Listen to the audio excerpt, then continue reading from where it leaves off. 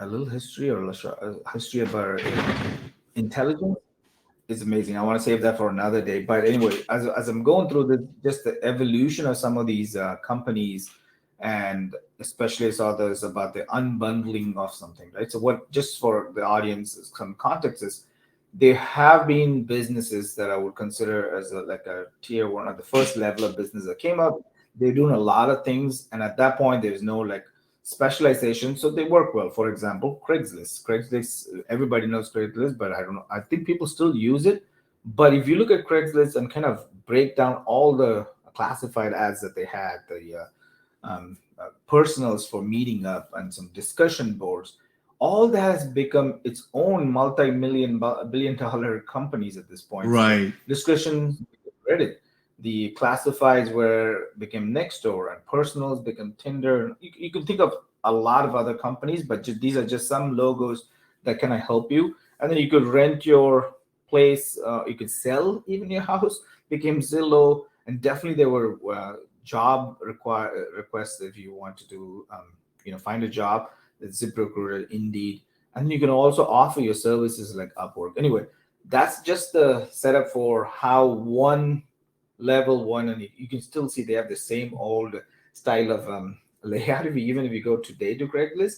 But each one of these businesses, so it's almost a great way for you to validate that if you go in these, and back in the day, if you go in and see, hey, there's like thousands of people talking about their personal things or the forums, that's a great idea generation opportunity for you to say maybe this is something I can build by myself, right? So that's really the context. Is a lot of these businesses were unbundled. Even now Reddit is so big that Reddit could be unbundled into different things, right? So that's really the key one.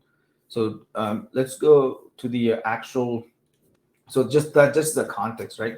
Now if you kind of bring that to ChatGPT, it does a lot of things, right? Just like where Craigslist was. I'm not saying ChatGPT is going to go the way of Craigslist, but it gives you an idea where a company this big, which can do image generation, research and analysis, programming, productivity tools, education. There's so much that it offers. And I know they released their agent or their own marketplace. I don't know how well it's doing, but if you step back and look at it, if you could actually see the analytics behind how much people are using this, it's a great way for you to validate that some of these or could be standalone companies. So all these image generation could be a mid journey for you, you can see that on thing. Or if you have writing, there's Norton, there's Jenny, there's a lot of other, they're all so new, you don't know who's going to be the winner, or I don't know if it's a winner takes all. But the point is there's so many different bundles of functionality that ChatGPT is offering that can be unbundled into education, into productivity. So I think it's a great layout for people to understand where the market is going and how ChatGPT is like a good underlying level one company, just like Craigslist was, where people are kind of building specialty from there. Yeah, totally makes sense. I think this is a very cool way of expressing how the market is moving, right? I think you took a whole bunch of data and you made a general sense out of it, and now it's moving towards specifics, right? Like if Craigslist was a general marketplace, now, like you have shown, like it has gone to specific marketplaces like that.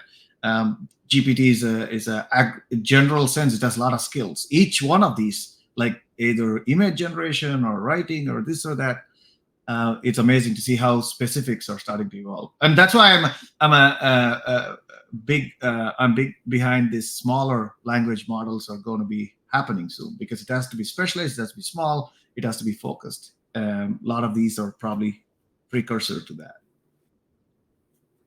Perfect. Yeah, I got this from Latin Space, if I'm saying it right.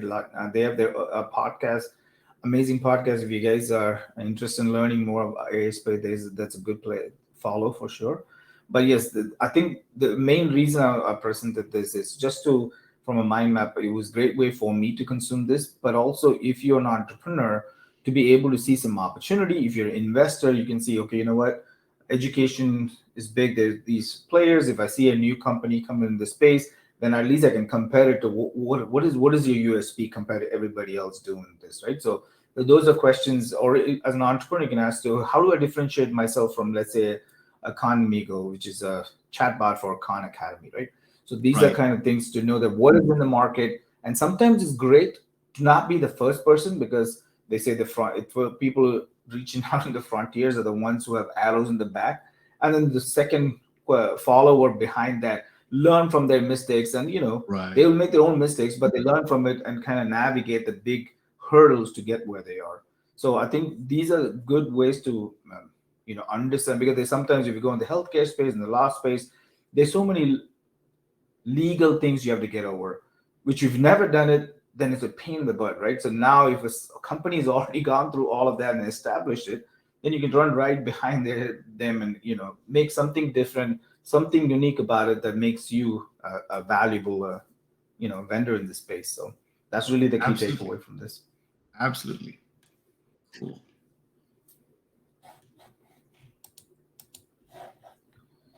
All right, I know we talked a little bit about the all the new offerings coming. I know Gemini 1.45 is coming out. Apple has come out with its own LLMs of case. I don't know who's covering this, but anytime more something comes up, they always say, "Oh, it is so much better than Chat GPT." So we'll see how this all plays out. But it might be right. If you the broad hook that they use, everybody uses is, "Oh my God, this is so much better." So you have to click through and you have to look at it. But then you say, "Oh, by the way, it's really good at this and it's better than ChatGPT in this small frame." And so that's how they do. So we'll see how this all plays out. And I understand the 1.5 Gemini Pro has a giant context window. I think it can take about like 11 hours of video, or maybe I'm making 1 this up. million, Maybe I it's think 11 1 hours of million audio. tokens. Yeah, Right. They said 1 million tokens. Yeah, tokens. 1 hour of video. So it's a multimodal thing, right? So you can actually, with your prompt, load in a million, I mean, 1 hour of video and then interact with it. So I think it's all going to be very cool things coming out of it. But I know there's at least some competition for Nvidia in the near future coming up. So let me hear you talk about that. Oh yeah, I saw the announcement. Intel announced they have the Gaudi 3 chipset is going to start shipping third quarter or fourth quarter. Apparently, it's a competitor to the H100 chipset. It runs with lower power and almost delivering 40% more throughput. Again, all of this need to be validated. I think the announcement came within the last few days. But I'm excited because there needs to be a little bit of competition there, so people have more choices, and more importantly, I think there's scarcity of these things, so you can't even play with the technology. So this is all good. Yes, I agree. That definitely having, I think we covered it a little bit, is Nvidia is kind of dominating the market. Anytime, just not this industry, right? Any industry, you have this dominant person who's taking a lot of market space, of course, and the margins are amazing. There's going to be competition chipping away at it, right? So this is expected that it's going to come in. And I think I think we talked about last time we covered Nvidia is to maintain their lead. Now, what Nvidia is doing is they are not calling themselves a chip company anymore. They are a platform company. So I was Right. thinking now all this makes sense, right? So if the expectation is the margin erosion is going to happen, other people are going to come and take your customers. What do? You can't just compete on price, but what if Right. you can have a lock-in effect of keeping your customers that you've already got, because your first move's advantage, lock them into your platform. That way, switching cost is high enough where they stay on, right? So it makes a lot of sense from a strategy for Nvidia. But I would love to see again if it's really the new ones coming in. I know Grok had his own unique selling proposition that they are focusing really on throughput. So if Right. Nvidia can come in, is cheaper, faster. Of course, that's how it's going to go. Everything's going to be cheaper and faster. But it'll always be good to have competition, so that, because hardware was one of the hindrance for us to move forward faster. If you can remove that, hopefully more availability just is good for the whole ecosystem. 100%. I think I'm eager to see how this shapes up in the coming months, right? So especially with the Intel, by end of this year, hopefully we know whether they stand up to that statement. I agree.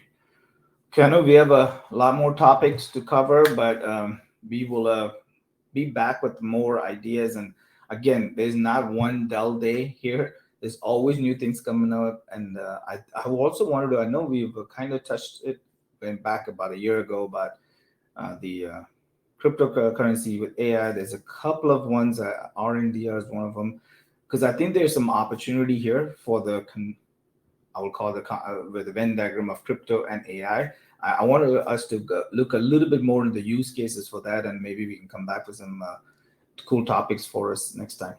100%, Rajni. Until then, everybody, I think that industry is consolidating as we see. I think yeah, this is the first time I hear consolidation happening in the blockchain, right?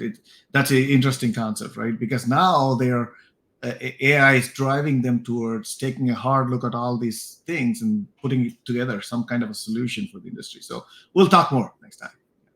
yeah. So not only consolidate, there's value in it too, right? So what I mean is, it was almost like decentralization or putting it on the blockchain was a solution looking for a problem, if I may say.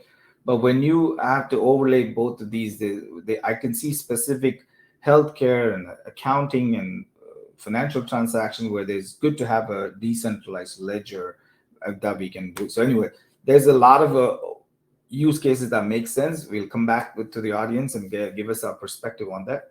So until then, everyone, have a great day. Thank you.